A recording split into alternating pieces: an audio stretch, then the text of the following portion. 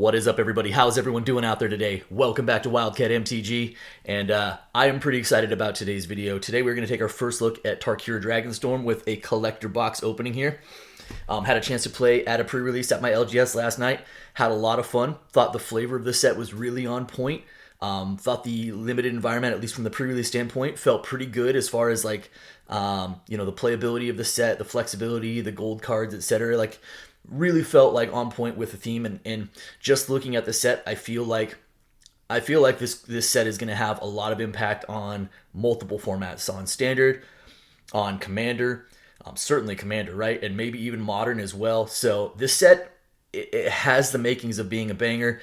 I'm just excited about today's opening. With that being said, why don't we go ahead and dive on in and let's just crack some packs here. So as is tradition, I'm not going to talk about pricing on cards. I typically like to wait at least a couple of weeks until after the set is out before we start talking on pricing of singles and things. I think it's just way too early. Things shift too much, and it just kind of is a little bit of an exercise in futility. Today is really just going to be about me getting a chance to experience the product, see some of the cards, see the pack layout, etc. So enjoy the ride. We do have pull tabs. Okay. I have had a chance to look over the set for the most part, and typically I kind of like to be surprised a little bit, but I couldn't help myself, and I have watched a couple of box openings, looked at some of the layouts of the packs, etc., but experiencing, on the other hand, is something completely different. All right, Reliquary Dragon Token, sure. So we're going to start off with a Holomerk Borderless Siege foil. That's kind of cool. First Mythic is, Dragonback Assault. All right. It's a showcase version. I'm not sure how I feel. The blacked out text box, it's interesting. We've obviously never seen that before. So I'll be interested to see how people like it, right? Whether people seem to adopt this as a style they like or not in their decks. But Dragonback Assault, first Mythic of the box. That is not a foil. Next up we have Yathin Road Watcher. All right. I kind of like the Road Watcher. It's got a good card. Looks like we have our first Commander card here is Will of the Mardu. I haven't had a chance to look at the Commander slot cards at all. All right. Rediscover the Way as our pack foil Rare Saga. Pretty neat. And the land. So this is like a Dragon Presence land. I did have a chance because most of us have seen that they have like these really cool basic lands with the dragon eyes. So the breakdown of those is like basically like a 25%. They're on collector packs only, and they're like a 25% hit. Like 16.7% is non-foil, and then 8.3% foil. So very difficult to again, 25% hit rate. So you're probably going to get about 3 per collector box. All right, Whirlwind Stormbrood. I really like that showcase frame. I think those look really cool. And that will do it for our first pack. Okay, not bad. Yeah, the Dragon showcase frame looks really, really sick. So hits we are looking for: Craterhoof reprinted in the set. The new Ugin looks spectacular. The new Elspeth looks spectacular. And then I think Mox Jasper. Of course, Mox Jasper is also like the serial numbered card, but they did actually put like a showcase frame and a regular frame in here as well. So that is helpful. All right. Makes the pull rates a little bit easier to pull. Start off with a Mythic. Oh, it's a special guest. Okay. It's the Emergent Ultimatum. So the special guests, half of them in this set are ultimatums from Ikoria, and the other half are enemy fetch lands, and then there's like a 1% hit rate on it being a enemy fetch land that has the scale treatment, which looks really, really ridiculously cool. I'm not as excited about the Ikoria ultimatums. Give me the Alara ultimatums all day, but yeah, these are fine. So we got a special guest Emergent Ultimatum. Not going to thumb my nose at it. It's a Mythic Quarry Mountain Monastery. We have a pretty cool rare land cycle as well. What am I doing here? Let's do this. So this is the red one. Windcrag Siege, as looks like the borderless siege for. I do like the sieges, and I'm curious to see which of these seas play. Infantry Shield, off of the commander slot. And then a Sage of the Skies, which also seems like a decent card. 3 for a 2/3 flying lifelink. Whenever you cast a spell, if you cast another spell this turn, copy this spell. That's pretty good. So it serves as a good early drop, and if you compare it as a double spell, which is kind of something you want to be doing in some of these decks, getting 2 copies of a 2/3 flying lifelink for 3 seems spectacular. So I will put that up top as a rare that I kind of like. All right, another Dragon's Eye Presence Plains. And we are into our couple of showcase dragon cards, which is really cool. Commons and uncommons. Okay, not bad. I'm not going to lie. Like, the Ultimatum, for me, and other people may feel differently about it, but, like, if you're telling me, like, enemy fetch lands with brand new art or, like, Ikoria Ultimatum, the Ultimatums are always going to feel a little bit worse, in my opinion. Okay, here we go. Copy as our token. We have a mythic. Ooh, what is this? Ooh. Hey, that is, is that a Ghostfire? I think it is. It is not a Halo Foil Ghostfire, but that is a Clarion Conqueror. And this dragon seems like it is also going to be a problem. So it's a low-cost dragon, which automatically adds to the playability of it because most dragons traditionally are not low mana value. 3 for a 3/3 flyer, and activated abilities of artifacts, creatures, and planeswalkers cannot be activated. So, just a really, really good hate piece at a low-cost dragon doing some work. That is a really, really cool mythic as well. That is spectacular. All right. That feels like a good hit. How about another mythic behind it? We've got Taigam, Master Opportunist. I did see this card. It seems a little difficult to use, but whenever you cast your second spell, you turn, copy it, then exile the spell you cast with 4 time counters on it. If it doesn't have suspend, it gains suspend. So, like, it's basically adding value, but you're not getting that value for, 4 turns. But you know what? I love me some suspend counters. I'm a big time spiral fan, so bring back suspend. I'm all for it. Surrak, Elusive Hunter. That's a pretty cool card, actually. I think Surrak's pretty good. I'll put Surrak up top. Welcome aboard as the commander card. Another mythic, Dragonback Assault. Wow, mythic count seems to be on point. So that is not a showcase foil, a pack foil, Dragonback Assault. That's a Teamer 1. And I think this card it's obviously expensive. It's 6 mana, but enchantment enters, deals 3 damage to each creature and each planeswalker. So it's kind of a mini board wipe. And then landfall. When a land you control enters, create a 4/4 red dragon creature token with flying. Like, that card feels like it's going to see some play. The very least commander, right? Another Dragon's Presence, this time as the Island. Corroding Dragonstorm. Island Dragon. And into our uncommons and commons after that. There is, I think there's also some really playable uncommons and commons in this set. All right, into our next pack here. There are 5 mythics already. Feels good. I like that Clarion Conqueror a lot. Here we go. Avenger of the Fallen. 3 for... Oh, yeah, this guy seems also pretty good. 3 for a 2/4 Death Touch. Mobilize X, where X is the number of creature cards in your graveyard. So mobilize is whatever X is. You get that many 1/1... I think it's what... warrior tokens, I think 1/1 warriors or whatever, so equal the number of cards in your creature cards in your graveyard, and then they sacrifice at the end of turn, which I think is actually pretty key. It not being the end of combat and being the end of turn allows you to do some really cool stuff with those as sack fodder or whatever in your second main phase or your next main phase. So I like Avenger of the Fallen. Oh yeah, this so Borderless Mistrise Village. Another one of the rare land cycle, and the one that seems to be getting a lot of attention off the bat because its ability is for 1 blue and tap. The next spell you cast this turn can't be countered. Does enter tapped unless you control a forest or a mountain, but I mean, I think with dual lands and shocks and things like that, more things that have multiple land types, I don't think that's a huge problem. So essentially, because you're counting this mana or this land, so it's kind of like 2 mana to make your next spell uncounterable. But I definitely think that is going to see some play as well. Ambling Stormshell. Is there 5 for 5/9 Ward 2 whenever this creature attacks? Oh yeah, Turtle Spell. Drawing 3 cards seems okay though. I do like that. Diviner of Mist as our commander card.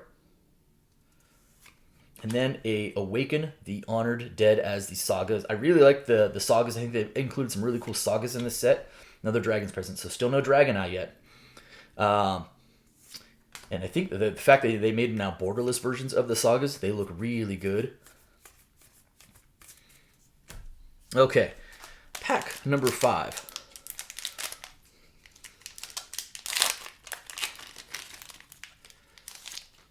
I'm gonna, oops, jostle the camera is what I'm gonna do. There we go.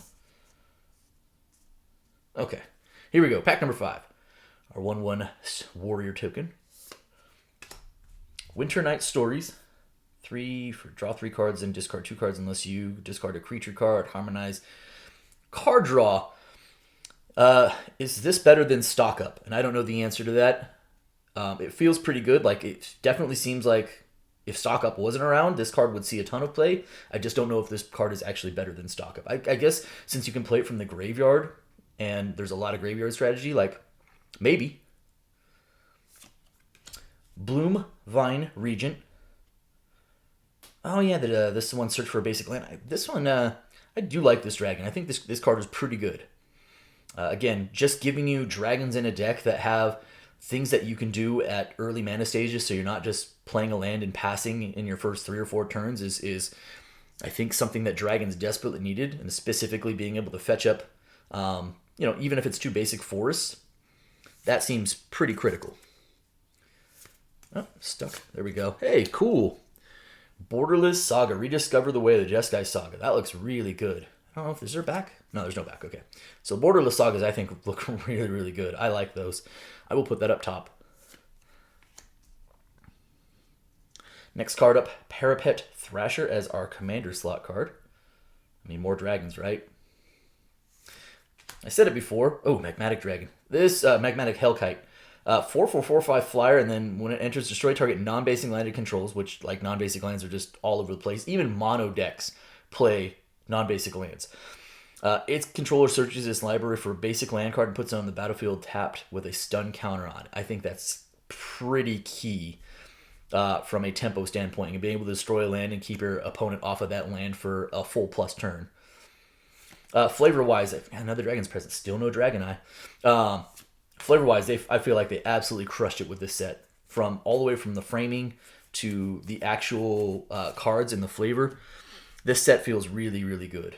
I think they absolutely crushed it with Dragonstorm. All right, last pack of the first half of the box. Got a pretty good feel for the layout of the packs at this point. Here we go. We've got Severance Priest.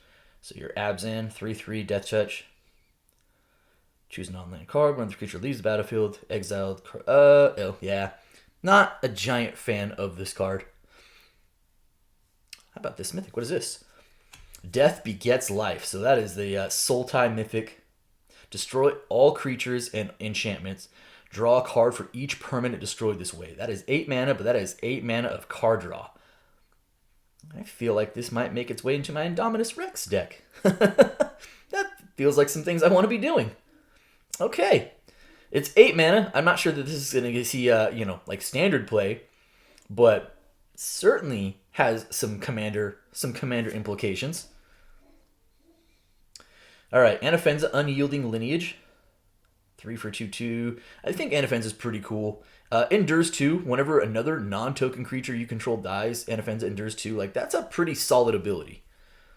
The question is, like, doesn't Anafenza just become the first target for removal? And the answer is probably, but Flash and First Strike definitely give it some added evasion. Canopy Gargantuan. More big dragons for commander. You put a number of 1/1 counters on each other creature controlled to the creature's toughness. Wow. Okay. Pretty beastly. Felithar, Dawn of Abzan as our pack foil rare. Yeah, all right. Still no Dragon Eyes. We went the first 6 packs of the box. I'm really hopeful that there's 2 or 3 in this second half of the box, because A, I want to see one in person, and B, they look really cool, at least on paper. All right, here we go. We are headed into the second half of this box. Solid mythic count with 6 mythics. We did hit a special guest already, which makes it highly unlikely, not technically impossible because it's math and just probability, but highly unlikely we'll get another one. We did hit a Ghostfire, Clarion Conquer as well. Some cool stuff in here. Let's see what the second half looks like. All right, start out with a Zombie Druid token. Rare is Sidisi, Regent of the Mire. Sidisi seems okay, more than DC. All right, Sidisi, followed by Kishla Village. So we've got 3 of the land cycle already, right? Because we hit the red one, we have the blue one, and now we have the green one. Well, you know what? I'll reach back and pull out the red one in a second. United Battlefront. Oh, this is like Coco for non-creature, non-land permanents, right? Pretty good. I feel like this is going to see a home in artifacts in Standard, right? Like Simulacrum Synthesizer seems like a natural partnership. Ironwill Forger as the commander card. And there's the white one. It's our first non-borderless of the land, but there is another one of the lands that time. This is I think this one is pretty good as well. Sure, I'll throw it up top. Why not? Another Dragon's Presence. Wow. All right. Teeming Dragonstorm. Another Teeming Dragonstorm. So we got 2 this time of the same. And sure. Why don't we put the red one up there? So we have the black one completes the cycle. We'll have completed the land cycle in the first box. All right. Here we go. Next pack. Come on, Ugin. Show me Ugin. Or Elspeth. Rare is Eshki Dragonclaw. This is a teamer. Vigilance Trample Ward 1. Human Warrior Legend Ensure at the beginning of a combat on your turn. If you cast both creature and a spell and a non-creature spell. Yeah, it seems tough to use. 4/4/4/4 is pretty. It's like good stats with the Vigilance Trample in Ward 1. Lotus Light Dancers. Oh, yeah, pretty good card to restock your hand with, right? 5 for a 3/6 lifelink. Enters, search your library for a black card, a green card, and a blue card. Put those cards into your graveyard, then shuffle, which is kind of some things that Sultai likes to do anyway, so I don't hate that. Frost Cliff Siege as the borderless. Be interested to see which sieges, if any, actually see constructed play. Goldlust Triad, for 5 for 4/3. Flying Myriad, sure. Whenever this creature deals combat damage to a player, create a treasure. That's not terrible. That's not terrible at all. And then Warden of the Grove. Oh yeah, this Hydra seems not bad. I'll pause if you want to read it. There's a lot of text there, but seems pretty good overall. And still no Dragon Eyes. Oh my. Oh my. All right. For those scoring at home, we're 4 packs left in this box, and we haven't pulled a single Dragon Eye. That's crazy. Okay. Next pack.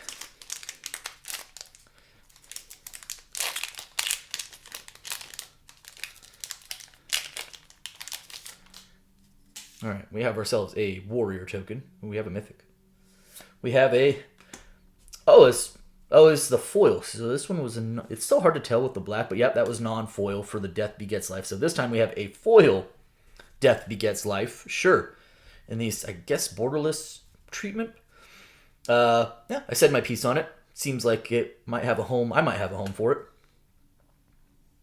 All right, another Severance Priest. We've seen that one already, so that's a little duplication. Warden of the Grove. Oh, ooh, that actually looks really good. I like that foil version, but I actually really like this framing. That looks truly menacing as a Hydra, and yeah, intimidating. Hammerhead Tyrant. Whenever you cast a spell, return up to 1 target non-land permanent an opponent controls with mana value less than or equal to the spell's mana value to its owner's hand.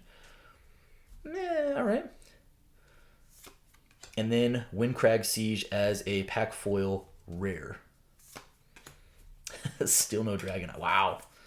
It looked like it was supposed to be like a 25% hit rate on those. That is clearly not what's playing out here. I saw 16.7 on the non-foil and 8.3 on the foil.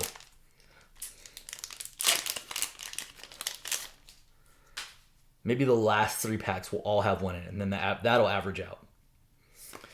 United Battlefront, this time as a foil version. Dragonologist. Dragonologist. Look at the top 6.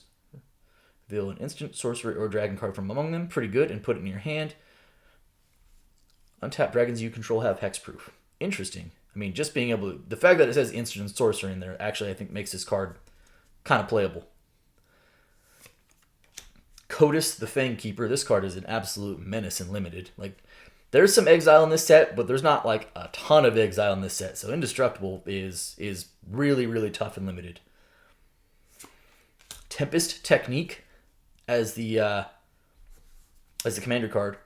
4 for Enchantment Storm. Enchanted creature gets +1/+1 for each other enchantment you control. And this has Storm. This thing looks pretty nuts.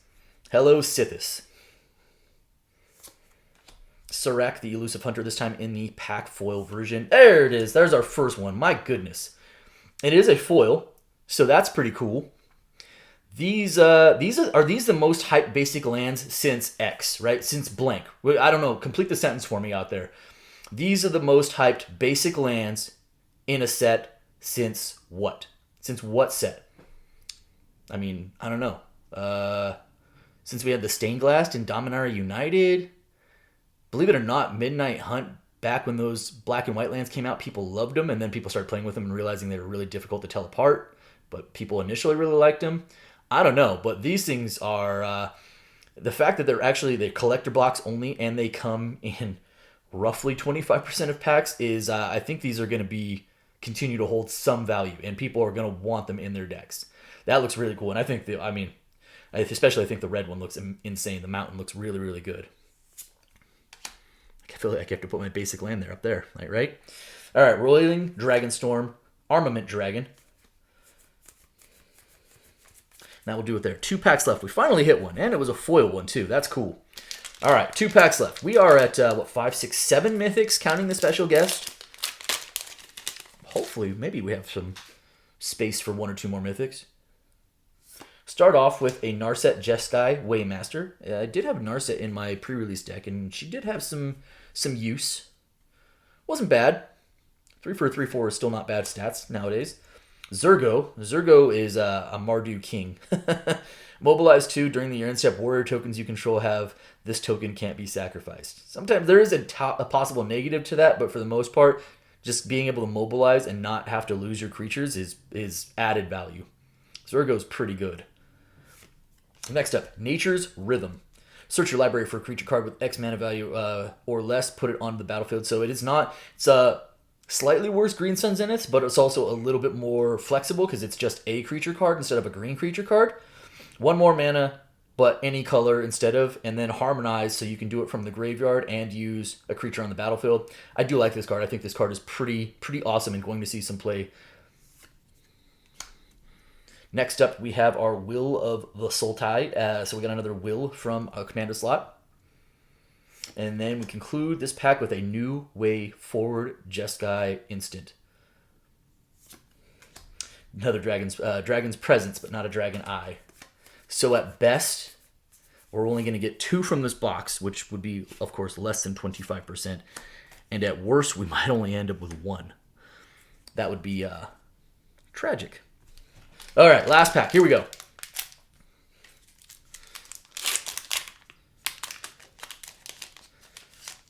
Come on, give me one more good hit.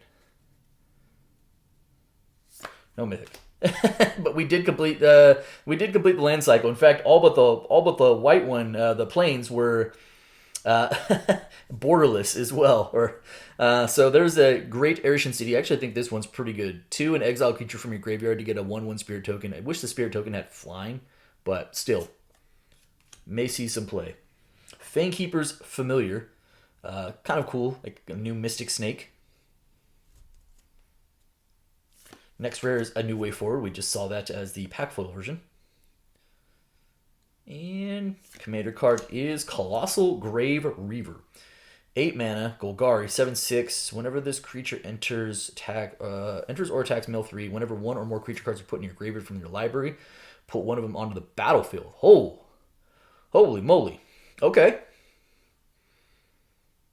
And then there we go. Hey, all right. There's one of the cards I definitely wanted to see. Voice of Victory. This might this might be the best rare in the set. This card is really good. 2 for 1/3 mobilize 2. Your opponents can't cast spells during your turn. It's Grand Abolish or light on the ability, but I think it has the most key one, which is not being able to cast spells on your turn. So if this resolves, like, you then have the freedom to kind of move about, cast spells, whatever, without a whole lot of fear from your opponent. I think this card is, and a 1/3 body, so it's essentially attacking for 3 as well. I think this card is pretty special. And we did get a second of the Dragon's Eye. This is a non-foil forest. So we got less than a 25% hit rate. We got 2 in this box, but I do like the forest, and the foil mountain one seems pretty good.